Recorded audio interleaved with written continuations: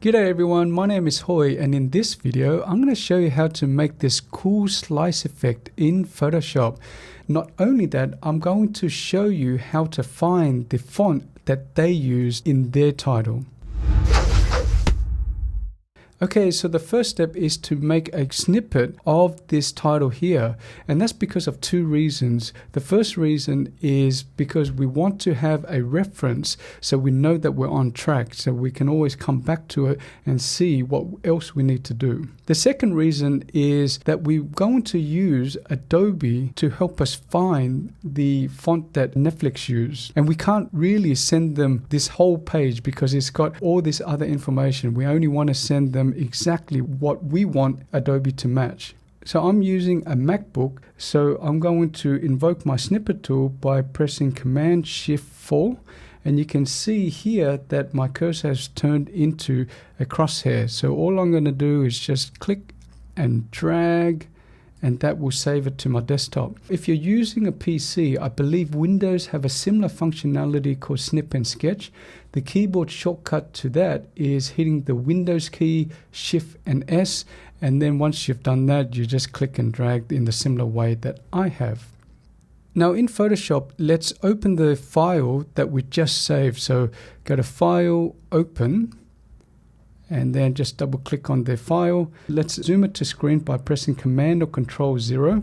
Now it is a little bit pixelated, but it's okay for our purposes. Now the first thing that we need to do is match the font. Because this is a slice font, what we need to do is somehow unslice it. When we unslice it, then we can tell Adobe, hey, can you find this font for me? If you leave it like this, it's going to produce funky results. It may not find the exact font that this is using. So to unslice it, let's use our lasso tool. Specifically, let's use our polygonal lasso tool. So by default, your lasso tool is selected. Click and hold until these menu options come out, and then select polygonal lasso tool. What we're going to do here is just draw a selection along the cut here. So I'm going to start off at the top of the B here, click once here, click once here, and then just follow this line here, something like this, and then click once, click once. Now I can go all the way back here until I see this circle at the cursor to close the loop, or if I'm lazy, I can just double click here, and then that will go back to the original point here. So that's the lazy way of doing it. Now the next step is to make a mask out of this. So let's hit our mask icon here, and now we need to replicate this for the bottom half. So let's duplicate the layer by pressing Command or Control J, and now we've got two layers. Just so we can keep track of it, I'm going to rename my layers. I'm going to double click on the top layer and then type something in like top, and then before you press return or enter, press tab, and then it will go to the next label, so you don't need to double click on it. So here, guess what I'm going to put? I'm going to put bottom. So I'm going to press return on my keyboard. It hasn't done anything too drastic. We can only see the top bit, and that's because we have identical layers on top of each other. What we need to do is to invert the mask here. So with our mask selected, not the actual layer, I'm going to press Command or Control I, and now we kind of have the two together. So what we need to do is either move the top forward, or to the right I should say, or move the bottom to the left so it lines up. So because my bottom layer is already selected, what I'm going to do is invoke my move tool by pressing V on the keyboard, and then on my cursor key just hit the left arrow a few times so it lines up like this, and then maybe press once or twice on my up key to get rid of this whitish line here that you can just barely see here. So let's just press once here, and that looks a little bit better. To give Adobe even a better chance of finding out this font, I'm going to try to erase this gradient here, right? The way I'm going to do that is by using a levels. We can use curves, it doesn't really matter. I'm going to select the top layer, and then go to my adjustment layer icon and go to levels, and what I'm going to do is just go to the white point here and then just click and drag to the left, and then slowly the gradient will fade away. and that's just pushing all the grays into white. Now you can see a little bit of artifacts here, and we can spend the time to mask that out, etc. But for our purposes, this is pretty good for what Adobe needs to match the font. So the next step is actually matching the font. Now there are two ways to match the font. One within Photoshop, and then the other one is using Adobe Fonts website. I prefer to use the Adobe font website because it has more flexibility. But I'm going to show you both so you can make up your own mind to see which one's better for your own workflow. So let's begin with using the in-app match font functionality. Let's go to Type and go to Match Font. It's as easy as that. I'm just going to move this out of the way, and the first step that we need to do is just to resize this box to tell Photoshop this is the area that we want Photoshop to analyze and tell us what font it is.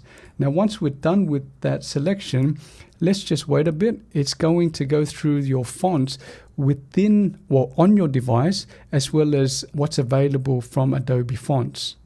Here it's spat out a list of fonts. What you normally get is 2 sets of fonts. Now I've only got 1 set of fonts, and these set of fonts are local to my computer, as in it's installed on my computer. However, you might have a separate list under these lists here, and it's normally listed here, and that would signify that it's not on your computer, but it's on Adobe Fonts. And you can always download it from Adobe Fonts.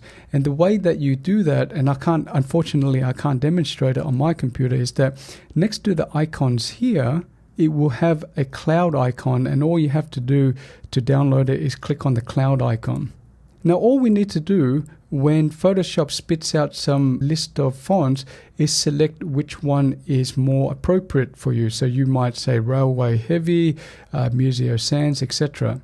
And it's as simple as clicking it and then pressing OK. I won't press OK for our purposes here. Now the reason why I don't like this approach is because it's pretty hard from just looking at the sample letters whether this is good enough or replicates my actual text here, right? So I can't change the sample text to Bad Surgeon to see whether it actually looks like the Bad Surgeon font. The other reason why I don't like it as much as the next alternative is because this is a little bit too small. So fortunately we have an S here, and then we have an S on our title here. I'm not sure whether this looks the same as this, or Museo's S looks the same as this, etc., etc. It would have been nice to be able to zoom in, but there is no functionality to zoom in into this sample text. So it makes it a bit difficult to really get the exact font that you're after.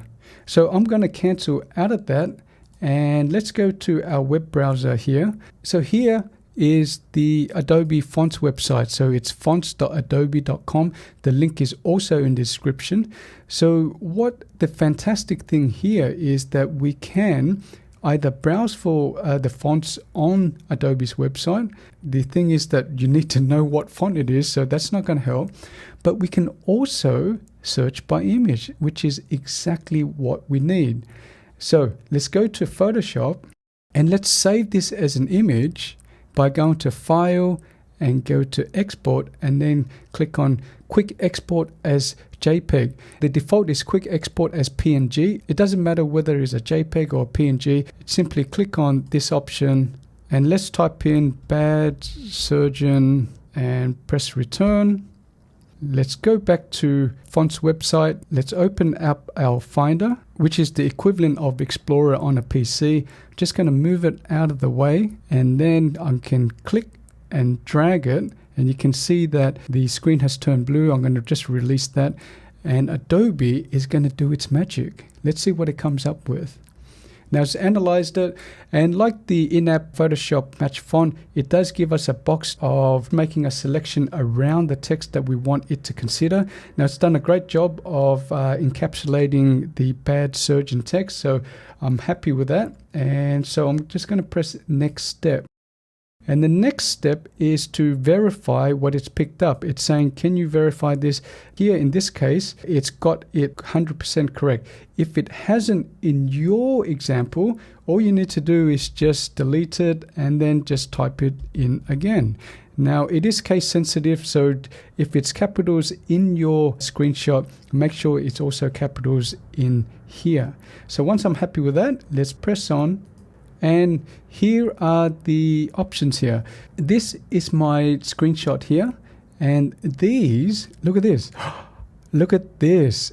I can see all these sample text in the text that I want, not just the words sample. I can compare that this looks like this, and I can keep scrolling, and the text here, my sample image, doesn't move. And that's what I like so much about it. The other reason why I like so much about it is that I can change the text here. So I've typed in bad surgeon here, but I can type in anything I want. Well, not anything I want. And here I can see the sample text, right?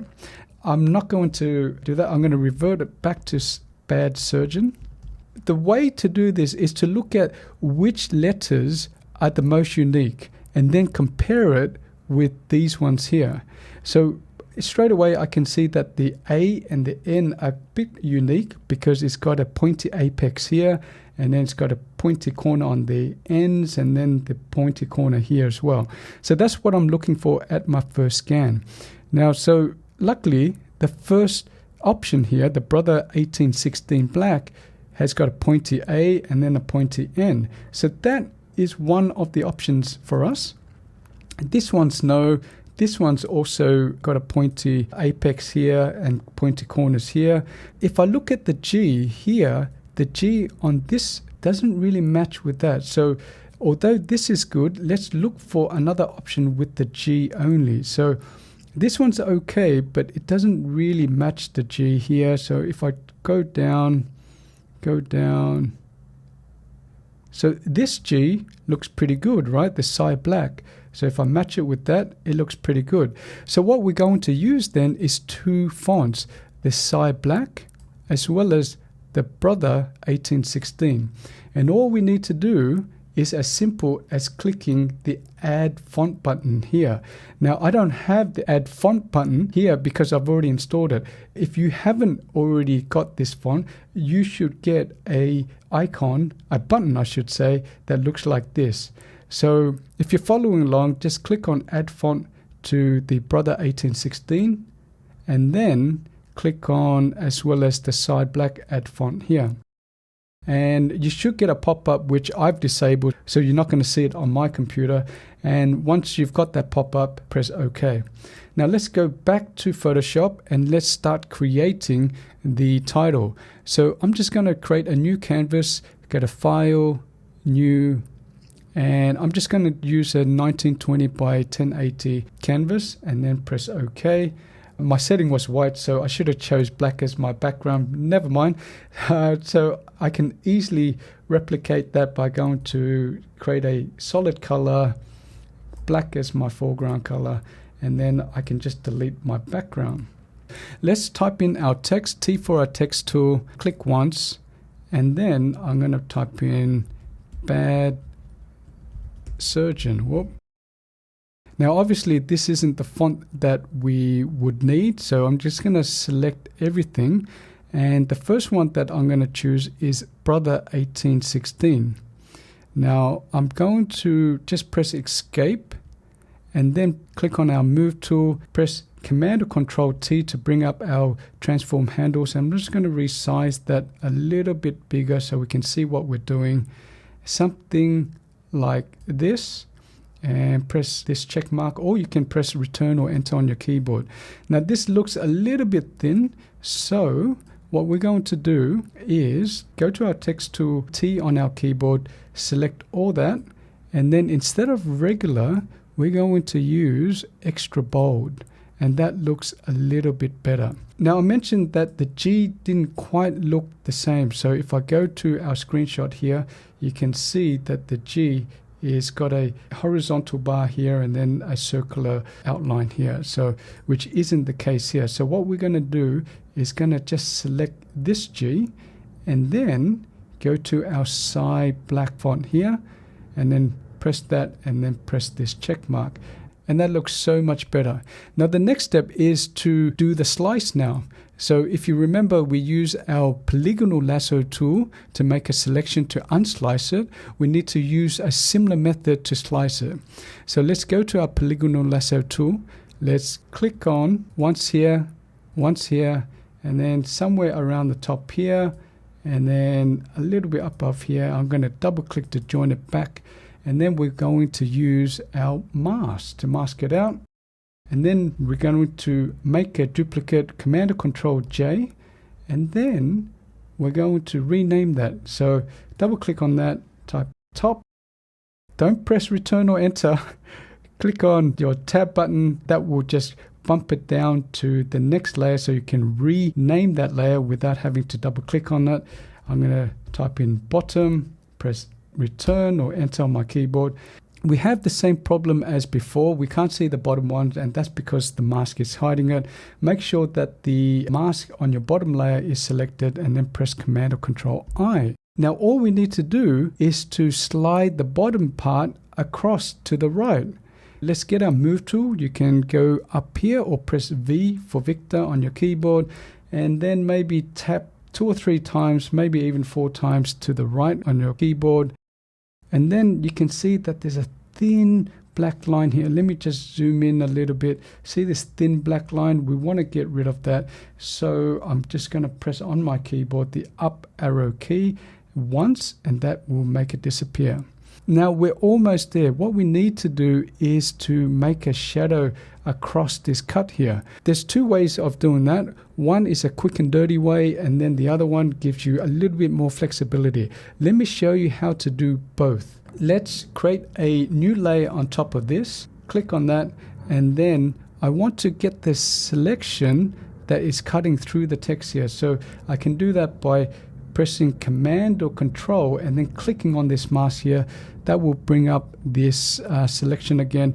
Let's inverse that by pressing Command Shift I. If you're on a PC, that's Control Shift I, and then get our brush tool, B on the keyboard, and then let's select a soft round brush. Let's right click on our canvas, the hardness all the way to 0, and then something like 160, 163 is okay.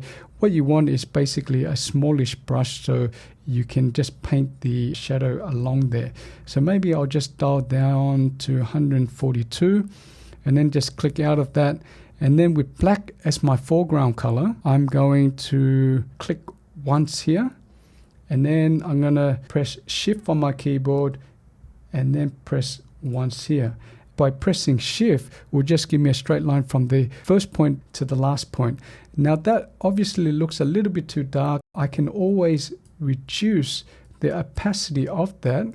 So I'm just going to deselect that so we can have a better look at that by pressing Command or Control D. And we probably want to reduce the opacity a little bit more. If I wanted to change the shadow in any way, give it more fuzziness or change the color, I can't really change it. I need to do it again from scratch, which is why I like the next option better, which is using the gradient tool. So let's disable the view here, and then let's create another layer. And then this time what we're going to do is move this layer in between the 2 text layer. I'm going to invoke my gradient tool by pressing G. You could have also went to this icon here. And what I'm going to do is select the foreground to transparent option here. So your view would probably be a little bit different to here. You might not have these labels, and that's because I've changed it to large list. I think the default is either small thumbnail like this, and I just don't really like this because I'm like, this looks similar to that. Should I press this one or that one? I prefer to have the description. So let me change it back to the large list and then select foreground to transparent. I'm going to make sure that my black is selected as my foreground color. If you don't have black as your foreground color, press D on your keyboard and that will reset it to default. I want to make a gradient across this text, but also need to mask it. So I'm going to clip this layer to the bottom layer here. So let's hover our mouse in between the two layers and then press Option or Alt and then just click on that.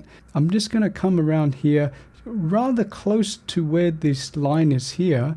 I'm going to click and drag something like this, so it's a little bit sensitive. You can see that I'm moving this about, so just position the gradient as you want it. I'm doing it manually by using my mouse. You can also play around with the angle here, and this might be a little bit more accurate for you here. The reason why I like this method is that we're not stuck with this option. If I want to move this position of the gradient, I can just click on the stem here and drag and move that around, so I'm not stuck in one level.